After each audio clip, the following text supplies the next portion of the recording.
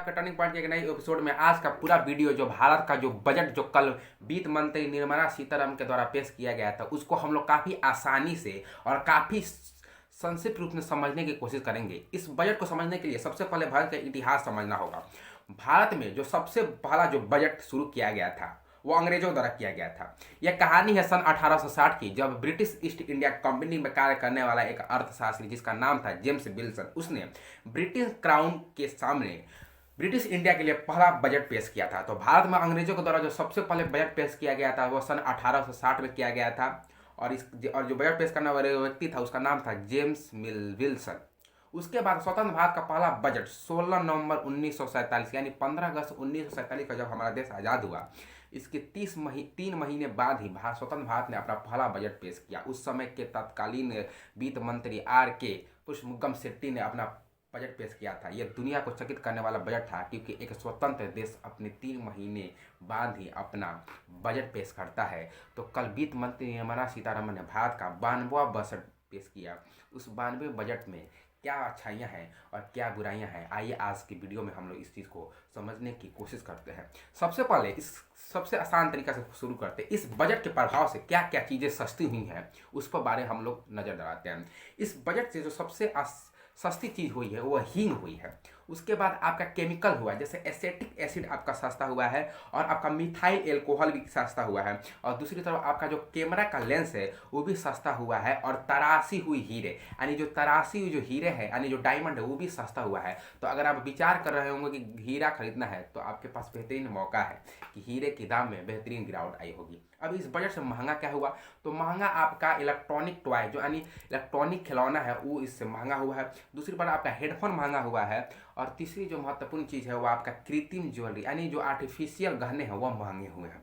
निर्मला सीतारमण ने जब बजट पेश किया तो इस बजट यानी 2022-23 का जो बजट था इसकी कुल लागत 39.45 लाख करोड़ रुपया थी। कितनी थी? 39.4 लाख करोड़ रुपया थी। इस 39.45 लाख करोड़ की जो बजट था इसमें किस सेक्टर को कितना कितना दिया गया है, इसको समझने से पहले हम लोग देखें कि इस बजट में 5 महत्वपूर्ण घोषणा क्या थी। तो इस बजट की सबसे बड़ी घोषणा थी कि सरकार क्रिप्टो करेंसी पर विचार ही नहीं अब इसको लागू करने जा रही है। यानी डिजिटल करेंसी के लिए सरकार इस पर अपना विचार करे। यानी इस बजट की सबसे बड़ी घोषणा है कि डिजिटल करेंसी लाया जाएगा। यानी डिजिटल जो करेंसी है इस पर रिजर्व बैंक कार्य करेगा, अप्रैल से इस पर काम करेगा। ये सबसे बड़ी घोषणा है। दूसरी सबसे बड़ी घोषणा है कि 5G की लॉन्चिंग होगी। 5G के लिए लॉन्चिंग होगी यानी जो 4G अब इंडिया में चल रहा है, 5G के बारे में बात हो रहा है और इसका स्पेक्ट्रम होता है। तो इसकी स्पेक्ट्रम की नीलामी शुरू हो जाएगी अगले साल से और ये दिल्ली से शुरू की जाएगी और उसके बाद महानगरों से शुरू होकर और सारे शहरों में फैलेंगी। यानी 5G की लॉन्चिंग इस बजट ने कर दिया है। तो काफ़ी महत्वपूर्ण ये चीज़ है। उसके बाद 8 लाख सस्ते घर सबों को मिलेंगे। यानी प्रधानमंत्री आवास योजना के तहत 80 लाख घर मिलने जा रहे हैं। मैंने 8 लाख बोल दिया गलती से। 80 लाख सस्ते घर बनाए जाएंगे प्रधानमंत्री आवास योजना के तहत। ये तीसरी महत्वपूर्ण घोषणा है। और चौथी है कि डिजिटल यूनिवर्सिटी बनाया जाएगा। अब डिजिटल यूनिवर्सिटी क्या है इसके बारे में हम डीपली से आपको बताएंगे, लेकिन इतना समझिए कि चौथे जो सबसे बड़ी घोषणा है वो डिजिटल यूनिवर्सिटी की घोषणा है। और 68% रक्षा उपकरण देश में खरीदे जाएंगे। यानी मेक इन इंडिया को बढ़ावा दिया गया। यानी भारत में ही उपकरण बनेंगे और 68% क्या होंगे इससे भारत में जो मेक इन इंडिया के तहत जो डिफेंस में जो उपकरण बनेंगे वो इंडिया इसका उपयोग करेगा। यानी इस पर आत्मनिर्भरता पर काफ़ी बल दिया गया है। अब आइए बात करते हैं कि इस बजट में किस वर्ग को क्या मिला। तो बात करते हैं सबसे पहले महिला वर्ग के बारे में। तो आइए महिला वर्ग के बारे में बात करते हैं। महिला वर्ग को देखिए 2 लाख करोड़ आंगनबाड़ी केंद्र उन्नयन किया जाएगा। यानी इस बजट ने 2 लाख आंगनबाड़ी केंद्र उन्नयन करने की घोषणा की है और उसको बेहतर सुविधा प्रदान की जाएगी। और महिलाओं को लाभ पहुंचाने के लिए 4 नई योजना की घोषणा भी की गई है, जैसे मिशन शक्ति हो गया, वत्सलाय सूक्ष्म हो गया, आंगनबाड़ी और पोषण 2.0। यानी 2 लाख आंगनबाड़ी केंद्र का उन्नयन किया जाएगा और जो उसमें कमियां है उसको दूर किया जाएगा। तो ये सबसे बड़ी महिलाओं के लिए घोषणा है। इसमें कुछ ज़्यादा खास दिखाई नहीं दे रहा है। उसके बाद व्यापारी वर्ग को क्या मिला। व्यापारी वर्ग को सबसे महत्वपूर्ण चीज़ ये मिला कि 6,000 करोड़ रुपया सूक्ष्म लघु एवं मध्यम उद्योग को मिलेगा। यानी 6,000 करोड़ रुपया सूक्ष्म लघु और मध्यम वर्ग को दिया जाएगा और साथ ही साथ व्यवसाय करने की सुविधा के लिए देश में कहीं भी पंजीकरण के लिए एक ही राष्ट्र और एक पंजीकरण का शब्द किया जाएगा। यानी अगर आप सिवान में अगर दुकान खोल रहे हैं और उसका लाइसेंस लगाया तो उसी लाइसेंस से आप पटना में भी खोल सकते हैं, भारत के किसी भी कोने में कर सकते हैं। ये सबसे महत्वपूर्ण चीज़ है, व्यापारियों के लिए ये चीज़ मिला है तो काफ़ी बढ़िया चीज़ है। शिक्षा में क्या मिला है, देखिए कोविड के कारण जो बच्चे थे घर पर बंद हो चुके थे, जिसके कारण उनकी पाठ्यक्रम यानी जो पढ़ाई के जो सिलसिला था काफ़ी प्रभावित हुआ था। इसलिए सरकार ने इस बजट में इस पर काफ़ी ज़्यादा ध्यान दिया है और 200 यानी 200 टीवी चैनल खोले जाएंगे प्रधानमंत्री ई विद्या कार्यक्रम के तहत, जिसमें 1 टीवी चैनल योजना से सभी राज्य में कक्षा 1 से लेकर 12वीं तक के क्षेत्रीय भाषा में पढ़ाई की सुविधा प्राप्त होगी। यानी आप अपने रीजनल लैंग्वेज में कक्षा 1 से लेकर 12वीं तक की पढ़ाई कर सकते हैं। यानी इस बजट ने 200 टीवी चैनल खोलने की क्लास खोलने की कोशिश की है, यानी 1 क्लास 1 टीवी चैनल। ये बजट की सबसे महत्वपूर्ण विशेषता है। शिक्षा क्षेत्र में युवा वर्ग को क्या मिला, तो देखिए मेक इन इंडिया के तहत नौकरियाँ काफ़ी ज़्यादा है और अब अलग सेक्टर में नौकरी देख रहे हैं कि हमको ये नौकरी चाहिए, तो सपना भूल जाइए, क्योंकि सरकार मछली पकड़ना सिखा रही है, मछली खाना नहीं सिखा रही है। मछली पकड़ना इसलिए सिखा रही है कि ये 2025 का विजन देख रही है सरकार। अभी जो स्थिति उस पर सरकार ने ध्यान नहीं दिया है और 2025 के बारे में बात कर रही है। यानी इसमें कहीं ना कहीं 60 लाख नौकरियां मेक इन इंडिया का तहत उपलब्ध कराई जाएगी। तो इस बजट में सबसे बड़ी विशेषता है कि 60 लाख नौकरी आपको मिलेगा मेक इन इंडिया के तहत। ये सोच लीजिए कि आप किस सेक्टर में काम करना चाहते हैं, अभी भी ऐसा गवर्नमेंट जॉब के चक्कर में पड़े हैं तो आने वाले समय में आपके लिए बहुत कठिन हो सकता है। तो आप कोई तकनीकी गुण से अच्छी नौकरी प्राप्त कर सकते हैं, ये बजट ने संदेश दे दिया है। उसके बाद किसान को क्या मिला, किसान की बहुत बात होती है भारत में, तो 2.37 लाख करोड़ एमएसपी सीधे खाते में जाएगा। यानी 2.5 लाख हम बोल दें तो 2.5 लाख करोड़ जो रुपये हैं वो सीधे एमएसपी के तहत किसानों के खाते में जाएंगे।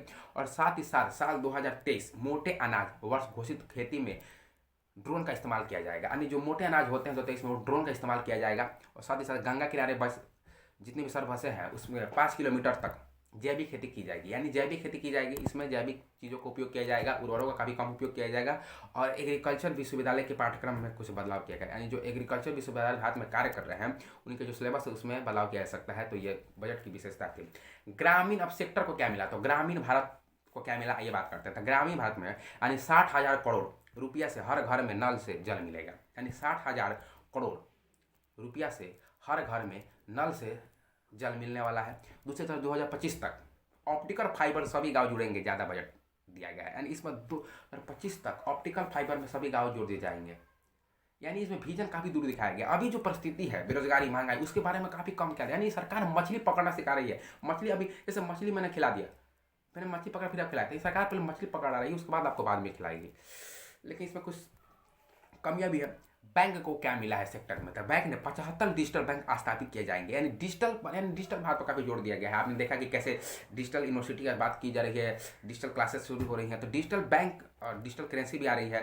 75 डिजिटल बैंक स्थापित किए जाएंगे और देश में 75 जिलों में यानी देश के 75 जिलों में 75 डिजिटल बैंक की स्थापना की जाएगी। और 1.5 लाख पोस्ट ऑफिस मूल बैंकिंग प्रणाली से जुड़ेंगे, खाता ऑनलाइन संचालित कर सकेंगे। ये काफ़ी महत्वपूर्ण चीज़ है। परिवहन को क्या मिला है, तो परिवहन को मिला है कि 25,000 किलोमीटर राजमार्ग का निर्माण किया जाएगा। यानी नेशनल हाईवे का निर्माण किया जाएगा, 25,000 निर्माण किया जाएगा। और 60 किलोमीटर की लंबाई वाले कुल 8 रेलवे परियोजना के अनुबंध जारी करने का फैसला लिया गया है। अब आते हैं हम लोग बुनियादी ढांचे में। इसमें काफ़ी ज़्यादा सरकार ने बजट पेश किया है। तो 7 प्रमुख क्षेत्र बुनियादी ढांचों का गिनाया गया है। इसमें सड़क, रेलवे, हवाई अड्डे, बंदरगाह, सार्वजनिक परिवहन, राजमार्ग, लॉजिस्टिक शामिल किया गया है। यानी इंफ्रास्ट्रक्चर में बात करें तो सरकार ज़्यादा जोर जो है आपकी सड़क पर दे रही है, रेलवे पर दे रही है, एयरपोर्ट पर दे रही है और आपका पब्लिक जो जितने भी प्लेस है उस पर सरकार इस पर जोर दे रही है। तो आप देख सकते हैं टेक्निकल में क्या दिया गया है, तो किसानों को डिजिटल और हाईटेक सेवाएं प्रदान किया जाएगा। किसान ड्रोन का इस्तेमाल करेंगे।